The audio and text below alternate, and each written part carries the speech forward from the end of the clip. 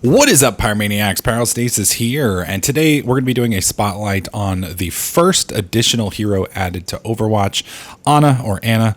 I like to call her Ana. I think that's how her name's pronounced, but I'm sure there will be a hot debate on how the correct way to pronounce her name is. She is a support sniper, which is kind of interesting because she's kind of mediocre in both the support area and she's kind of mediocre in the damage area. She has absolutely no headshot bonus, so shooting anywhere in the body, whether it's the head, toe, wherever, is kind of irrelevant. And her damage and healing are both kind of lackluster, but in combination, she does have some interesting utility that may make her worth playing. It just kind of depends. Let's go over the basic abilities she has. First off, she has the Biotic rifle. It's a long-range rifle. It heals allies and damages enemies. It's kind of interesting because it does an initial damage when it hits, and then it does a little bit more like a tick damage over time effect. It's very quick, and it's done by the time your rifle reloads. So it's basically a bolt-action sniper rifle. So you pull the trigger, and then it ticks, and then you can pull the trigger again. It does 80 damage regardless of where you hit. Healing, it does 75. I'm assuming the differential there is to keep an Ana from shooting a target and an Ana healing a target, making sure that the Ana shooting the target will actually kill it eventually, if that ever were to happen. She has Sleep Dart.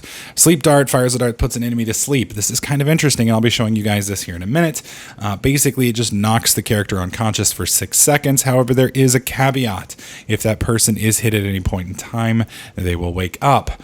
Biotic Grenade. This one right here is a healing explosive and a damaging explosive. You throw it at allies or at friendlies, and it will explode, doing damage and help or hurt everyone in the vicinity. Kind of nice. It only does 60 damage. I don't know exactly how much it heals, but it's probably roughly the same. It's nice. I mean, it'll be good for peeling somebody off you, killing a Genji or a Tracer that might be harassing you, etc., etc. But again, you're not going to get those big deeps numbers by playing this character. Finally, you have Nano Boost. The nice thing about this is it makes your allies' damage drastically increases their speed, and basically turns them into a mini super tank for a little bit, drastically increasing the amount of damage that they can take, deal, and move. So all in all, it's a decent kit. It has some really nice utility, but in competitive play and things along those lines, I'm not sure how effective she's going to be. Keep in mind, this is the first day that the character is released, so there may be some stuff that changes, or my thoughts on it may change once I actually see it in action. Before we get into the character real quick, I do want to show you her highlight intros. I do like looking at these. There's her sleep. Then we have Locked On. And finally, we have Guardian. And there you go. So those are her standard intros that you can look at. They're not too bad. They're definitely not the worst ones I've seen for a character, but I think there's really only like one I like out of that. And it's funny, her other highlight intro, I think it's Guardian, reminds me a lot of Mercy's. Let's see, let me flip back over. Does it not remind you of Mercy's highlight intro, Battle Angel? Just a little bit? I mean, just a little bit. I mean, well, let's watch this again. And then let's go watch Ana's. I mean, obviously it's different, but it kind of gives you that similar feel, you know? She's flipping around and, oh, I got a gun. It's from a different angle, but it's the same basic thing. All right, let's take a deeper look at the character. All right, so here we're going to show off the grenade. This is one of the nice abilities of this character. See the little icon that has just popped up? That basically shows you that healing has been blocked on Pharah, that she is an open target. So this is great for people like Roadhog or, maybe a Bastion that's getting healed. Any of those kind of characters that have got a pocket mercy that you might not be able to hit the mercy with for whatever reason.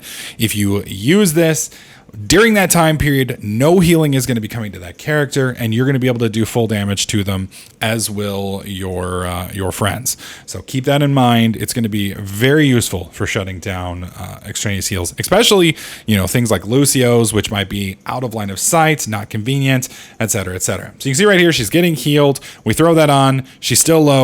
No healing coming in. Easy kill.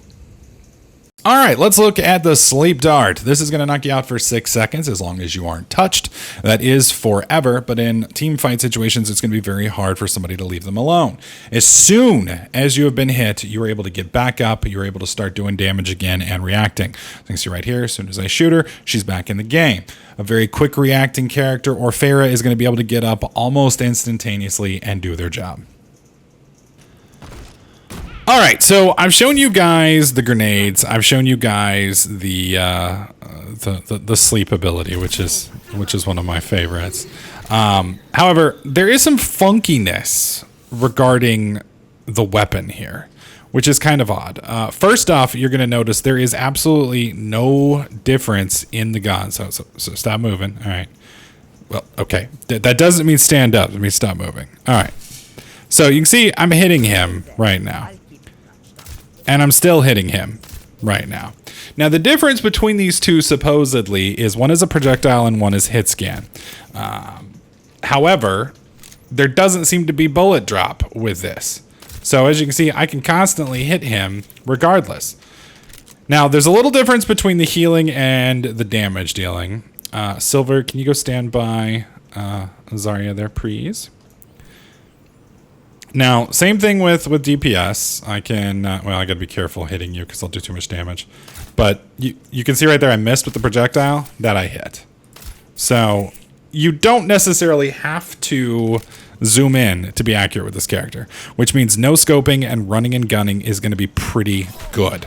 Now, one of the other weird things is, when you're, do some damage to Lax. Careful, you're point blank, you're gonna kill yourself. Okay. So, healing Lax, you can see I'm way off to the right, and I'm still healing him. I do a little bit more damage. It's funky. I don't understand why the lock-on's like that. So if you're close, you're going to be healing, and you can be pretty far off. Now, that does not work with an enemy. You can see I'm basically giving her a nice little haircut, and I'm not hitting her. Well, whoops. That one did. Sorry about that. We'll come meet you over there. So you've got to be careful with the aiming, because on enemies you're going to have a little bit harder time hitting them than you are friendlies. But with the friendly hits, you don't have to be nearly accurate at all. So if you just kind of shoot in the general area, you're going to be fine. One of the other issues, though, is let's say I'm trying to kill her. Do a little damage to yourself, Lax. If I'm trying to hurt Silver right now, I have to be careful because, well, you need a little bit more damage to you. Can you hit him once, Silver? There we go. You can see that I've kind of locked on, sort of. That's enough. Locked on to Lax. So if I try to hit her, I have a clear shot to her, but I'm healing him instead. So you got to be careful, and vice versa to an extent also works. Do a little bit more damage to Lax, please, Silver. All right, take one step forward. Thank you. So if I'm trying to heal him, she can kind of get in the way. Now, well, actually not so much. Do one more hit on him. I want to see if it'll actually shoot through you. I don't think it will. No.